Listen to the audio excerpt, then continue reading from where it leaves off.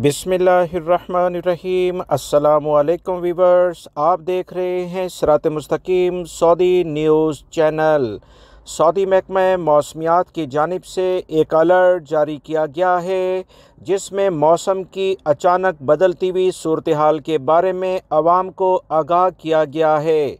शदीद किस्म की सर्दी, मुख्तलिफ इलाकों में बारिश और गर्दो गुबार का तूफ़ान मुतवक्का है। तमाम लोग बहुत एहतियात बरतें।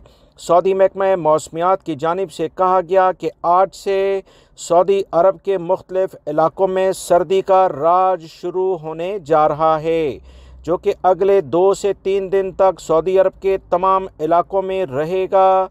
सऊदी महकमा मौसमियात की जानिब से कहा गया कि शुमाली और वस्ती यानी सेंट्रल और नॉर्थ के जो इलाके, जिसमें ख़ास तौर पर तबूक अल जौफ से मुल्का इलाके, हायल कसीम, रियाद के तमाम इलाकों में टेम्परेचर 0 तक भी जा सकता है।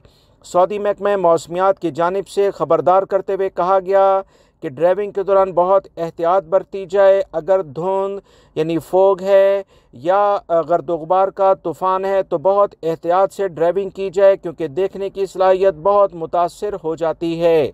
हेडलाइट्स को लाजमी तौर पर ऑन करके गाड़ियाँ चलाई जाएँ और हल्की स्पीड रखी जाए।